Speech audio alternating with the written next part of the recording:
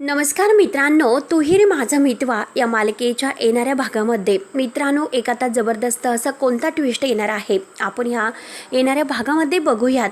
त्यापूर्वी मात्र मित्रांनो, तुम्ही जर आपल्या चॅनलला सबस्क्राईब केलेलं नसेल तर लगेच सबस्क्राईब करत राहा आणि मित्रांनो व्हिडिओ शेवटपर्यंत नक्की बघत राहा.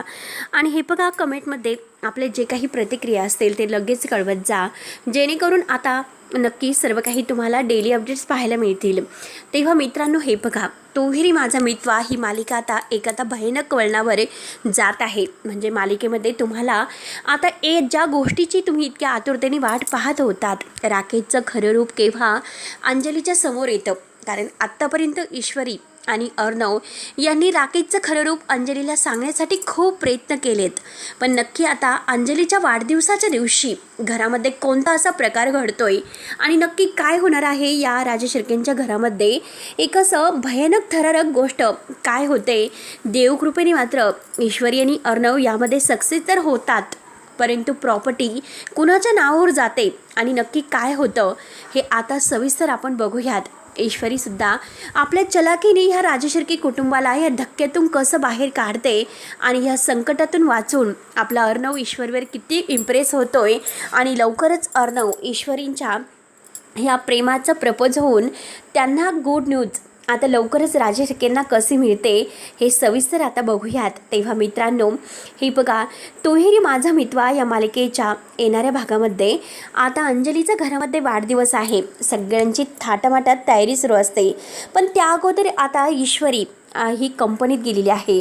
सात्विक फॅशनमध्ये नक्की काहीतरी होतं याची चाहूल तिला लागलेली आहे, म्हणून ती तारावर लक्ष ठेवते. आणि तारा तर राकेशचे जे पुरावे आहेत तर ते पेन ड्राईव्हमध्ये शोधतच असते. प्रत्येक पुरावा ती आपल्या ह्या पेनड्राईव्हमध्ये आता राकेशचं बोलणं वगैरे सगळं काही रेकॉर्ड करून घेत आहे. आणि त्याच वेळेस आता ताराच्या हातून तो पेनड्राईव्ह खाली पडलेला असतो. ताराने राकेशला संशय येऊ नये यासाठी त्याला फोन करून कळवलेलं असतं की आज ईश्वरी मॅम पुन्हा ऑफिसला आलेल्या आहेत, त्यामुळे प्लीज तुम्ही ऑफिसला येऊ नका. राकेशला असं वाटतं की तारा आपल्या बाजूने आहे आणि ती आपली पी आहे, म्हणून ती आपल्यावर जास्त सगळं काही सांगते. म्हणून आता ह्या ताराने मात्र राकेशला चांगला धडा शिकवलेला आहे.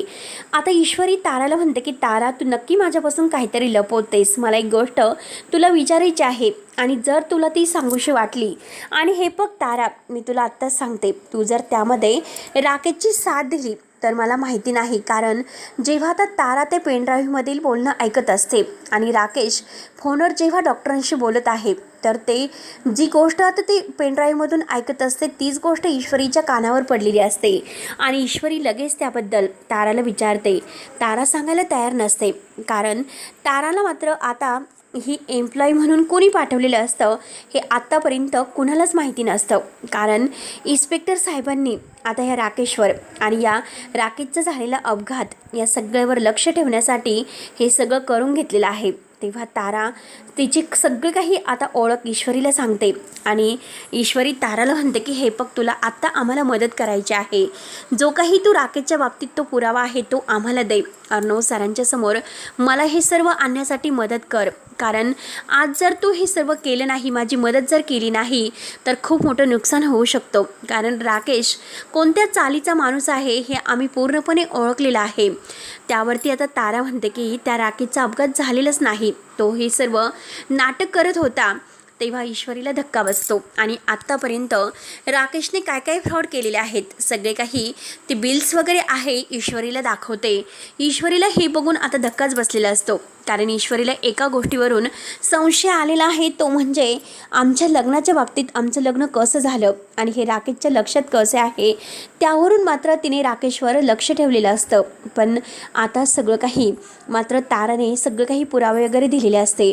ईश्वरी ताराला घेऊन आता अर्णवकडे येते. अर्णवला याबाबतीत सगळं काही सांगितलं जातं आणि त्यात म्हणजे 35 लाखाचा फ्रॉड ह्या राकेशने केलेला आहे. आणि आता तर तो खूप मोठी डील मारणार आहे. म्हणजे सगळी ही सात्विक फॅशनचा प्रॉपर्टीचा कारभार तो आपल्या नावावर करून घेणार आहे. अर्णवला आता फारच राग येतो. अर्णव म्हणतो की म्हणजे मी याला बोर्ड ऑफ डिरेक्टरवर मॅनेजर पदावर याची निवड करून फार मोठी चूक केली. आता बोर्ड ऑफ डिरेक्टरवरचे सगळे काही हक्क याचे काढून घ्यायला हवेत. आणि त्यात म्हणजे आता ईश्वरी म्हणते की अर्णव सर हे बघा, ज्या डॉक्टरांकडे या राकेशची शस्त्रक्रिया झाली होती, आता जेथे तो ॲडमिट होता अपघातानंतर, तो डॉक्टरसुद्धा इथे आपल्या ऑफिसमध्ये येऊन गेला आणि राकेशने त्याची गचंडी धरली होती. त्या दोघांमध्ये जे बोलणं सुरू होतं ते मी माझ्या कानांनी ऐकलं. नक्की त्या दोघांमध्ये काहीतरी झोल सुरू आहे. तारा म्हणते की हो, हे सगळं खरं आहे. तारा आता पुरावे देते. तेव्हा अर्णव म्हणतो की आता मात्र याला धडा शिकवायचाच. तेव्हा ईश्वरी म्हणते की हे बघा, आणि हे सगळं काही आपल्याला अंजली ताईंसमोर घेऊन यायचं आहे, कारण अंजली ताई आपल्यावर विश्वास ठेवत नाही. त्यासाठी आपल्याला पुरावे हवे आहेत आणि ते पुरावे आपल्याला त्यांना द्यावे लागतील. त्यावरती आता लगेच ईश्वरी ते पुरावे आणि सगळं काही अर्णवला देते. अर्णव म्हणतो की हे बघ, आता काही झालं तरी मी त्याची गचंडी धरतो आणि त्याला जाब विचारून त्याला घराच्या बाहेर काढतो. त्यावरती आता ईश्वरी म्हणते की नाही अर्णव सर, जर आपल्याला त्याचं खरं रूप सगळ्यांच्या समोर आणायचं असेल तर आपल्यालासुद्धा त्याच्याबरोबर डाव खेळावा लागेल. पण त्या अगोदर अंजली ताईंना हे सर्व कळायला हवे. म्हणून अंजली ताईचा वाढदिवस आहे, घरामध्ये सगळी काही तयारी सुरू असते आणि आता या राकेशने असा काहीतरी गेम खेळलेला असतो की सगळे प्रॉपर्टीची पेपर्स वगैरे तयार केलेले असतात आणि अंजलीच्या वाढदिवसाच्या दिवशी यांना असं काहीतरी सरप्राईज द्यायचं की जेणेकरून आता ही प्रॉपर्टी आपल्या नावावर होईल. सगळेजण बेशुद्ध पडले पाहिजे असं काहीतरी आता हे करायचं आहे असे त्याने ठरवलेलं असतं. म्हणून मात्र तो सगळी काही प्रॉपर्टीचे पेपर्स वगैरे तयार करतो. त्यावर फसून अंजलीच्या सुद्धा सह्या घेतो. आता फक्त त्याला चिंटूच्या सह्या हव्या असतात आणि त्या चिंटूच्या सह्यासुद्धा त्याला घ्यायच्या असतात. म्हणून मात्र त्याने घरामध्ये आता असं काहीतरी डेकोरेशन केलेलं आहे आणि अशी फवारणी केलेली आहे की सगळं काही आता ते औषध वगैरे आहे तर ते मात्र गुंगीचं औषध आहे. सगळेजण बेशुद्ध कसे होतील आणि म्हणून त्याने हे सगळा डाव आखलेला असतो. पण अर्णव ईश्वरी भारी भरलेले असतात आणि त्याच वेळेस तेथे पोलिसांनासुद्धा त्यांनी बोलावलेलं आहे. पण अंजलीला आता बेशुद्ध होण्याचं नाटक करतात आणि बेशुद्ध होण्याचं नाटक करून अंजली आता सगळेजण बेशुद्ध पडलेले आहेत. परंतु राकेश जे काही बोलतो ते सगळं अंजलीच्या समोर आलेलं असतं. अंजली सनकनी आता उठते आणि राकेशच्या कानामागे देते आणि ईश्वरीसुद्धा. तेव्हा राकेशची पूर्णपणे बोलती बंद होते. आज सगळ्यांनी ह्या राकेशला रंगेहात पकडलेला आहे. पण राकेशने मात्र आता प्रॉपर्टीचे पेपर्स तयार करून आणलेले असतात आणि त्यावर तो अर्णवच्या सह्या घेणार. तोच आता अंजली पुढे येते. अंजली म्हणते की हे बघ नराधमा, जे माझ्या सह्या घेतल्यात, परंतु जरीही माझ्या वाट्याची प्रॉपर्टी तुझ्या नावावर झाली असेल पण तुला त्या प्रॉपर्टीतले एक दमडीसुद्धा मिळणार नाही, कारण मी तुला पोलिसांच्या ताब्यात देणार आहे. आणि त्याच वेळेस मात्र राकेश हे बाळाला घेतो आणि राकेश बाळाला घेऊन आता मात्र सगळ्यांना अगदी धमकावतो, जर तुम्ही मला प्रॉपर्टी माझ्या नावावर केली नाही तर मी बाळाला मारेल. तेव्हा आता स्वतःच्या बाळाला मारायला निघालेला इतका नालायक आपला नवरा असू शकतो यावर अंजलीचा विश्वासच उडतो. अंजली सनकनी पुढे येते आणि म्हणते की माझ्या बाळाला सोडा. परंतु राकेश काही बाळाला सोडायला तयार नसतो. तेव्हा ईश्वरी चलाक असते. ईश्वरी आता मागून येते आणि राकेशच्या डोक्यामध्ये आता जोरात काठी मारते आणि घाईने बाळ त्याच्याकडून हिसकावून घेते. तेव्हा तो आता घाईने खाली पडणार, तोच लगेच पुन्हा उठतो आणि ईश्वरीच्या डोक्याला पिस्तूल लावतो. आणि जर कोणी आता म्हणजे ईश्वरीला जर जीव वाचवायचा असेल तर लवकरात लवकर चिंट्या, अरे मला तुझी प्रॉपर्टी माझ्या नावावर कर, नाहीतर मी तुझ्या बायकोचा जीव घेऊ शकतो. आणि असं करून मात्र त्याने ईश्वरीला किडनॅप करून तेथे तो घेऊन गेलेला असतो आणि ईश्वरीला किडनॅप करून तो आपला जीव वाचवतो. परंतु आता अर्णव घरातील सगळेजण ईश्वरीसाठी धावा करत आहे आणि ईश्वरी आता मात्र त्या राकेशने तिला किडनॅप करून ठेवलेलं असतं. तर ईश्वरी म्हणते की हे बघ नराधमा, तू कितीही प्रयत्न कर परंतु अर्णव सर मला शोधत येथे येतीलच. तेव्हा राकेश म्हणतो येतील का, त्याला येण्या अगोदर मी त्याला काय करतो, त्याला येथे मी कसा येऊन म्हणजे तो पोहोचतो मी बघतोच. मी त्याला नाही मारून टाकले तर मी सुद्धा नावाचा राकेश नाही. तेव्हा ईश्वरी खूपच भडकलेली असते. ईश्वरी म्हणते की अरे नराधमा, अर्णव सरांना मारण्याच्या अगोदर स्वतःची काय अवस्था होते ती बघ. अंजली ताईसमोर आता तुझं सत्य आलेलं आहे, तुझा पडदा फाश तर झालेला आहे, पण आता लवकरच मात्र तू पोलिसांच्या ताब्यात असतील. तुम्हाला कितीही मारण्याचा प्रयत्न जरी केला ना तरीसुद्धा मात्र काही होणार नाही. आणि त्याच वेळेस येते आता इकडे अर्णव आपल्या ईश्वरीसाठी वेडापिसा झालेला असतो. काही झालं तरी आता आपली ईश्वरी ही आपल्याला मिळायला हवी म्हणून सगळेजण अर्णवला समजावत असतात. आणि त्याच वेळेस आता रमाकांत पुढे येतो. रमाकांत म्हणतो की अर्णव, तू काही काळजी करू नकोस, आपली ईश्वरी लवकरात लवकर ठीक होईल, तिला काही होणार नाही, म्हणजे तो राकेश काही करू शकणार नाही.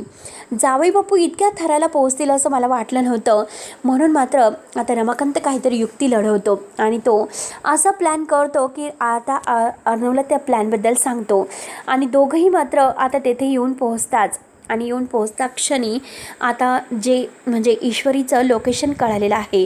आणि ते लोकेशन म्हणजे ईश्वरीनेच आता अर्णवच्या मोबाईलवर पाठवलेलं असतं राकेशला गुंगारा देऊन. आणि रमाकांत पोलीस सगळेजण तेथे येऊन पोहोचतात आणि ईश्वरीचा जीव वाचवतात. आणि त्याच वेळेस मात्र आता हा राकेश रमाकांतवर धावूनच जातो. परंतु पोलीस पुढे येतात आणि पोलीस पुढे येऊन मात्र आता ह्या राकेशला पकडतात. तेव्हा राकेशला पकडता क्षणी राकेश म्हणतो की मी तुम्हाला सोडणार नाही, एक ना एक दिवस मी नाही सुटून आलो आणि तुम्हाला सगळ्यांना उद्ध्वस्त केलं तर मी सुद्धा नावाचा राकेश नाही. तेव्हा ईश्वरी आता सुखरूप असते. बाबांना थोडंसं लागलेलं आहे. तेव्हा ईश्वरी म्हणते की बाबा तुम्ही ठीक तर आहात ना. तेव्हा ईश्वरी म्हणते की अर्णव सर, मला आज तुमच्याकडे एक असं मागणं मागायचं आहे, कारण बाबांना तुम्ही माफ अजूनपर्यंत केलेलं नाही. बाबांना माफ करा आणि त्यांच्याशी असणारं नातं पुन्हा जोडा. तेव्हा अर्णव बाबांना घट्ट मिठी मारतो आणि आज बाबा तुमच्यामुळे, तुमच्या प्लॅनमुळे मी माझ्या ईश्वरीपर्यंत पोहोचू शकलो. आणि तो ईश्वरीला बाबांना जवळ घेतो, घट्ट मिठी मारतो आणि ईश्वरीला घरी घेऊन येतो. ईश्वरीसाठी छान सरप्राईज डेकोरेशन पार्टी केलेली आहे. छान असं सरप्राईज करून ईश्वरीला अगदी लाखातून एक प्रेमाचं सरप्राईज देण्यासाठी अर्णवने इतकं छान आता सगळं काही सजून ठेवलेलं असतं. ईश्वरीचे पुन्हा आता लक्ष्मीच्या पावलांनी त्या घरात स्वागत होतं. परंतु आता होतं तर काय, वल्लरी मामी नम्रता आणि ईश्वरी या दोघीमध्ये फूट पाडण्याचा प्रयत्न करत आहे. परंतु ईश्वरी सुखरूप घरी आली हे बघून नम्रता तिला घाईने घट्ट मिठी मारते आणि तिचं औक्षण करते. तेव्हा घरामध्ये खूपच आनंद होतो आणि अर्णव सगळ्यांच्या समोर आज ईश्वरीला बायको म्हणून स्वीकारतो आणि ईश्वरीला सगळे राजशिर्क्यांचे हक्क देतो. तेव्हा आता ही वल्लरी मामी नक्की आता काय गेम खेळेल, आता नम्रताला हाताला धरून मात्र ह्या दोघीमध्ये फूट पाडेल का? परंतु ईश्वरी हे सगळं काही अगदी उलथून वल्लरीचा प्लॅन कसा फ्लॉप करेल हे आपण आता दुसऱ्या व्हिडिओमध्ये पाहणार आहोत. तेव्हा मित्रांनो, तोपर्यंत धन्यवाद.